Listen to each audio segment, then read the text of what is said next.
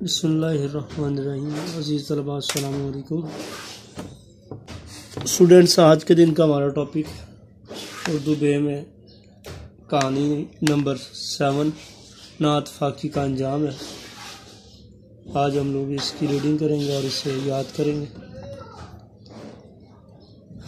नात फाकी का अंजाम। अब दोनों बैलों की थकन दूर हो चुकी थी। लास्ट टाइम हम लोगों ने इत्तेफाक की बरकत के अनवान से कहानी याद की थी और अब ना इत्तेफाकी का अंजाम, यानी अब उसके बरक्स कहानी पढ़ने जा रहे हैं। दो बैलों के बारे में पहले तो हमने उनके इत्तेफाक के हवाले से पढ़ा था, अब ना इत्तेफाकी के बारे में पढ़ रहे हैं।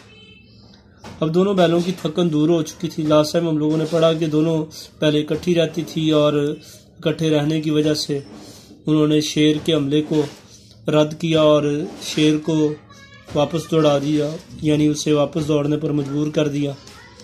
और उनके इत्तेफाक का ये फ़ायदा हुआ कि शेर उनके ऊपर हमला करने पर कादिर ना आया और वो अपनी जान बचा कर भागा।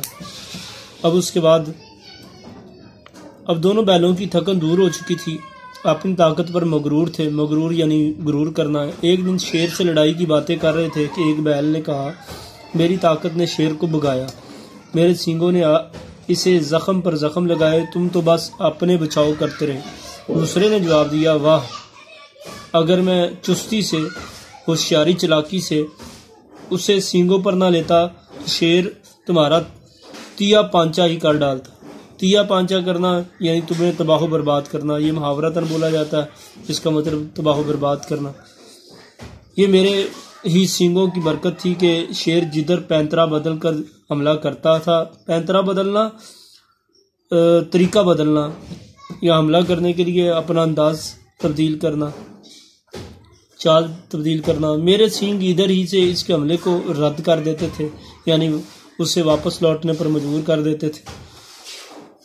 और तुम तो फकत अपनी जान बचाते थे, फकत सिर्फ तू मैं से तलखी इतनी बड़ी कि दोनों में इत्तेफाक ना रहा और दोनों ने अपना अपना अलग रास्ता इख्तियार कर लिया। एक जंगल के मगरब में चला गया और दूसरा मशरक की तरफ बढ़ गया। इतने दिनों में शेर तंदुरुस्त हो चुका था और दूर से ही बैलों को देखा करता, मगर जब इनमें इत्तेफाक न रहा तो शेर को अपने वारे न्यारे नजर आए और एक बैल की ताक में घात लगाकर बैठ गया। ताक में यानी इंतजार में, घात लगाना, मुआसरा करना या घेरे में ले लेना या किसी पर हमला करने के लिए उसके मुंतजिर होकर बैठे रहना, इंतजार करना, छुप कर हमला करने के लिए तैयार बैठना। जो ही बैल चरता हुआ करीब आया तो शेर ने जुस्त लगाई, हमला किया एकदम और एक ही पंजा से गर्दन तोड़कर रख दी। बैल गिरा और फिर न उठा। शेर ने जी भरकर ताज़ा गोश्त खाया और अपनी किछार में चला गया, यानी अपने मस्कन, किछार मस्कन रहने की जगह। शेर अपने रहने की जगह पर चला गया और अगले दिन उठा और दूसरे बैल की तलाश में निकल पड़ा और ये बैल भी उसे जल्दी मिल गया। शेर एक झाड़ी के पीछे भी छुप कर बैठ गया और दिल ही दिल में इसके गोश्त का मजा लेने लगा।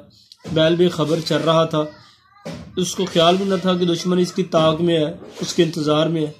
जो ही झाड़ी के करीब आया, शेर अंगड़ाई लेकर उठा और छलांग लगाकर बैल की पीठ पर जा बैठा। बैल ने बतेरा झटका, सींग हिलाए, मगर शेर ने अपने पंजों से इसकी खाल उधेड़ दी और एक पंजा इस जोर से गर्दन पर मारा कि गर्दन एक तरफ लुढ़क गई और यानी गर्दन मुड़ गई और बैल जमीन पर गिरकर मर गया। शेर ने इसका गोश्त खाया, लहू पीकर अपनी प्यास बुझाई और दहाड़ता हुआ एक तरफ को निकल गया, दहाड़ता हुआ अपनी मखसूस आवाज़ निकालता हुआ। तो अजीज़ तलबा, ये था कहानी नंबर 7 ना इत्तेफाकी का अंजाम। इस कहानी के पढ़ने के बाद हमें ये पता चला कि अगर इत्तेफाक में बरकत है तो ना इत्तेफाकी में बरकत उठा ली जाती है। अगर इकट्ठे ना अगर यही बैल दोनों इकट्ठे रहते और इत्तेफाक के साथ रहते तो यकीनन इनके साथ ये अंजाम ना होता। जैसे ही इन्होंने एक दूसरे से अलहदगी इख्तियार की तो इनका अंजाम इनकी मौत बन गया।